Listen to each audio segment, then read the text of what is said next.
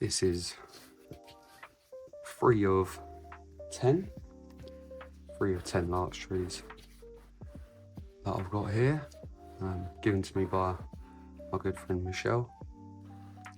And these are all going to be part of a forest landscape. Well, 9 of them will be. We don't really do forests with 10. So 9 of them will be, and I'm going to be leaving one as its own tree, which will probably be this one, because I'll zoom you in a minute, but the roots on that one they're shocking, real bad. So got to figure out what I'm going to do with that one. But yeah, hopefully be a quicker video this one. I know I've done a lot of long videos lately. So this one should be fairly simple. Just going to be pruning back to some interior buds here. In general, just tidying it up really, getting it ready for spring. What I don't want to do is, there's buds all over it, so I don't want to leave it and let the tree put loads of energy into buds that I'm not going to use. These were all, I think they were bare root when Michelle got them, and she potted, sent them up because I think she ordered like 30 of them, and here we are. So here is a better look at that one tree's roots. It's like a little knee.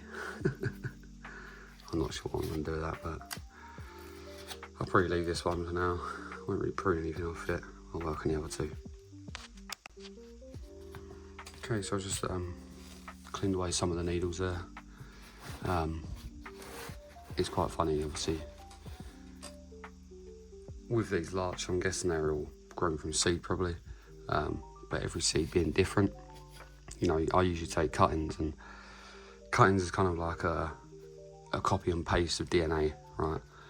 The cutting of the tree you took the cutting from is just going to be exactly the same as the tree come from. Whereas with seeds, every tree's a little bit different, and you can tell this because this main one here has dropped all of its needles, and this one here has actually still got some green on it. It looks like it's actually just pushed that bud. And that can be partly because of the weather as well. The weather's been a bit strange. That's a bud pop in there as well. It's just funny to look at. Okay, so I'm not really going to focus on wiring too much. Now, most forests are probably, I believe anyway, they're grown with clip and grow kind of methods. But while these branches are still quite young, I think I will probably put some wire onto them. Now, these were cut back twice last year because they're in these kind of growing containers with decent soil. They just kept on pushing and pushing and pushing, and I was getting really coarse, you know, branches. The lower branches were dying off. I think this is a dead one down here. Oh no, there's a bud in it. But the lower branches were just getting weaker, and the upper branches were getting stronger, so I had to cut it back just to try and keep it in check. I'm also going to be deciding kind of what trees going where, as in really your main tree in a forest should be your bigger tree, right? I'm just going to take a minute right now and show you some pictures of some forests, just so we can get a better idea of what I'm going for.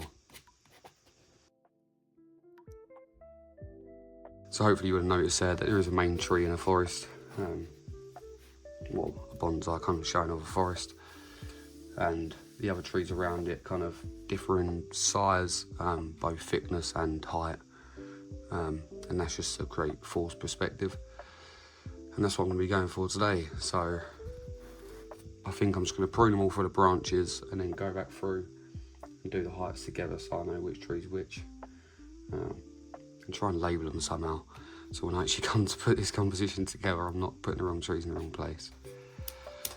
Let's get going with the cutting.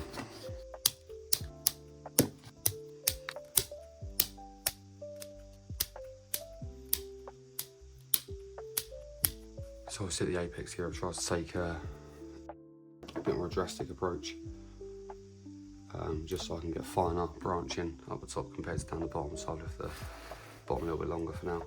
Again, main conical shape isn't really a big issue right now.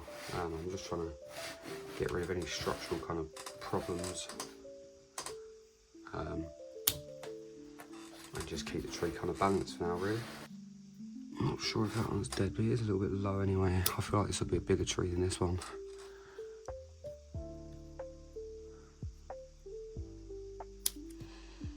I don't actually get the point of figuring that stuff out just yet, but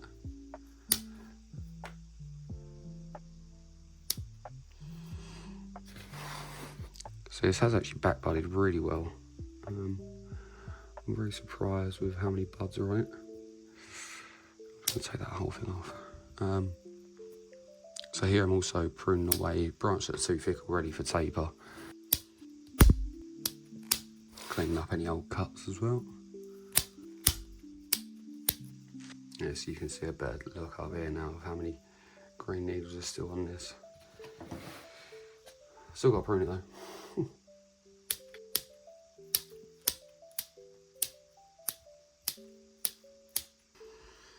This one will be slightly taller than the other one. I'm thinking that's probably the leader up there. I'm just going to knock this one off. Cut that on back. Little interior bud there. And then we're going to make that leader. There we go. Just needs a bit of straightening up there. So first lot done. On to the next. Now then, the pots keep on getting bigger, so it's either at a silly angle all the way up, or you have to see a bit of my backdrop gone. I'm actually looking to invest into some lights and try and up my game on the video side of it. I've never really looked much into it. I did do, funny enough, I was streaming gaming for a couple of months, a couple of years ago. I had all the lights then. I sold all the equipment because I didn't think I'd get back into filming anything. And then here we are a couple of years later, filming bonsai videos. So, yeah, hopefully in the next couple of months the videos become better quality. Okay, so again I just cleaned up some of the needles that I could. As you can see again, this is the tree pushing buds. This one's already pushed. And I believe this one at the back is also pushing near the top.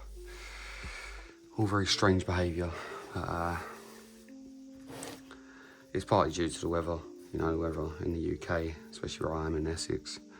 It's been a bit all over the place really. Like one night it's -3, the next day it's 13 degrees, so trees don't really have a clue what they're doing. Now when it comes to obviously potting these up, the best time to pot a larch is before these buds actually open. I'm going to have to risk it with these trees. Just going to have to risk it and see how it goes really.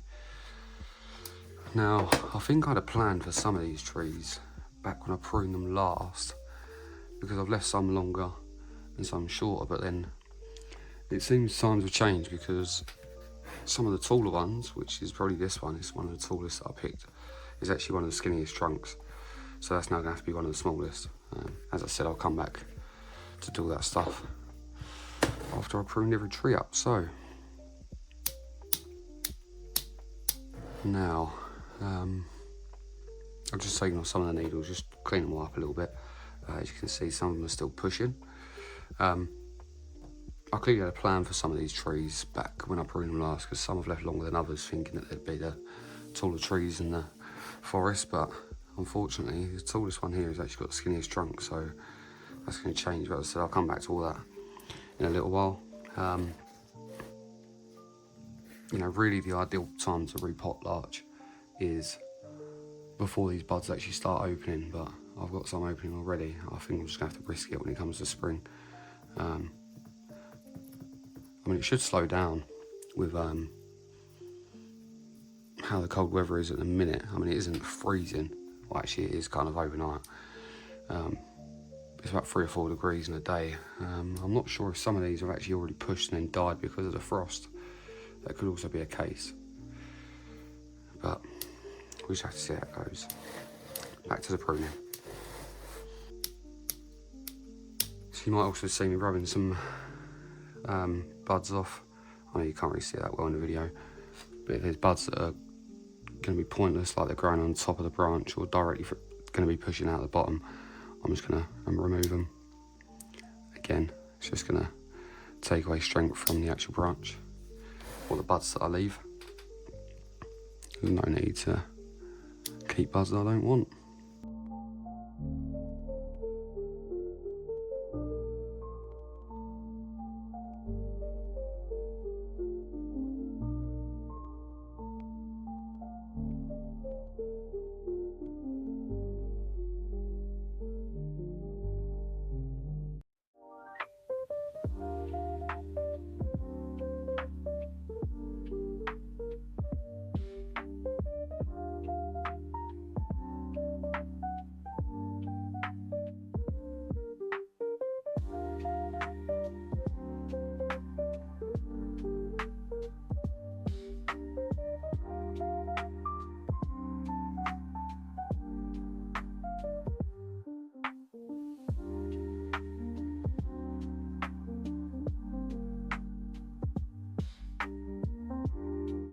Now there are some areas where, you know, I rough prune these, right, and I tried to remove some structural flaws and anything that's growing, like bar branches and stuff.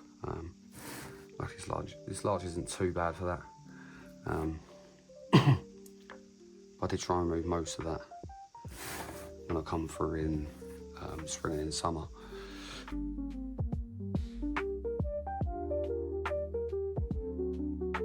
But I've actually left some, so I'm just correcting some of those now before it gets out of hand.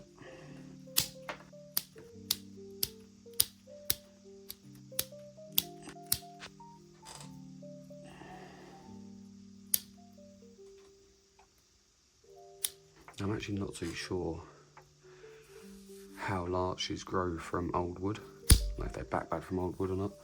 But obviously some of this work I'm doing because my main worry is that once this bark becomes too old, it then won't back bud from there, and then I'll lose these sort of branches. I'm actually hoping for more branches off of the trunk as well, just a couple more. Yeah.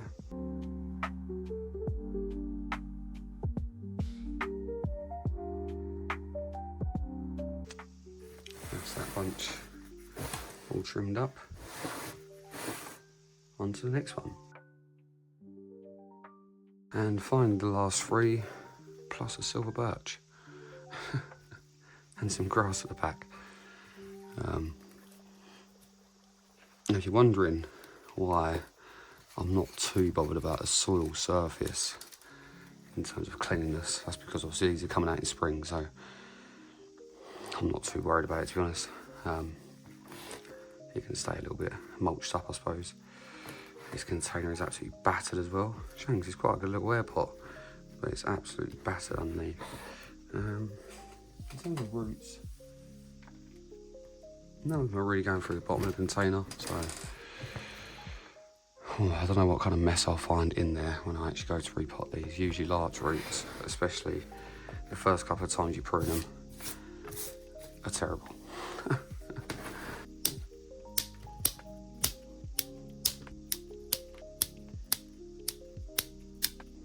Now these are actually European larch, not Japanese larch.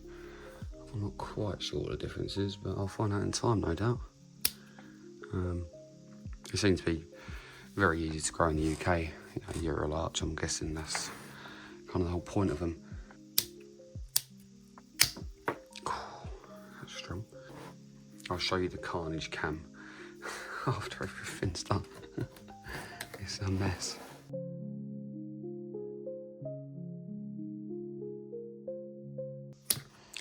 So some of these low down branches are actually starting to ramify already, which is nice, but it's also not great because the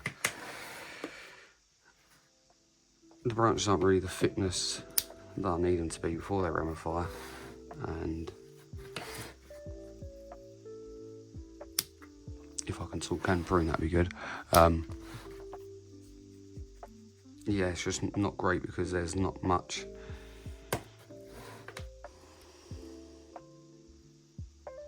It's not great because there's not much taper in these branches so far. They're kind of just single cutbacks, so I might be removing some of the ramification.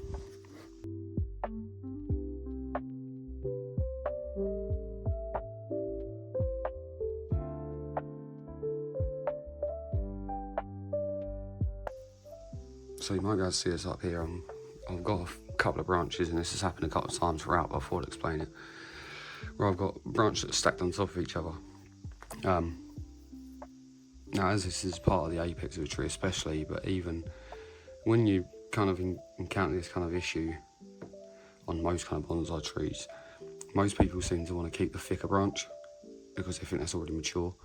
The problem is, if you look at this branch compared to the thickness of the trunk, especially being at the apex, it wouldn't be that thick. So I always remove the thicker and stay with the thinner. Now this obviously take a little while to grow out properly and ramify. That's the aim of the game.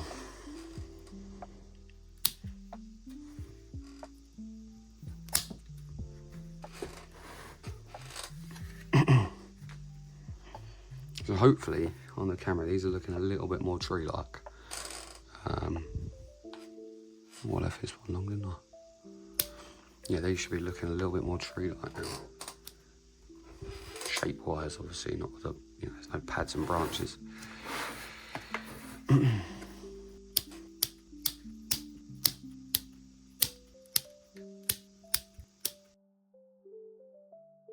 Now this is obviously one that I thought would be the biggest tree. I don't know if it will stay that way. Luckily I've got loads of these little branches here that I can turn into a new leader if I have to. And it was a great choice by me, if I must say so myself, of cutting them back when I did, because otherwise these would be completely out of control by now.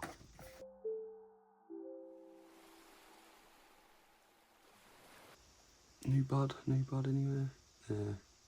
I want to come back to these two, just to be safe. That's a tall tree. For some reason I just suspect I thought this would be a leader. Like the biggest tree in the forest. I think it's a bit too big personally, but we'll see. Okay, well, that concludes the cleanup. I'm not going to wire them stay. I think I'll leave that. Possibly when I repot them, or if not, I'll repot them in spring and then I'll wire them out. Summertime maybe. The second flush after summer is usually weaker than the first flush. First flush is very strong, and if I put wire onto these branches, it's liable to cut in and make terrible marks. So thinking ahead, that's what we're doing. So yeah, that's most of these trees sorted out for now. Come back in spring for the repot. And just a little look at the carnage cam. Everything I've cut off, all the needles that come off as well. It's always fun. If you enjoyed today's content, please make sure to subscribe, like, and hit that bell notification. I'll see you soon.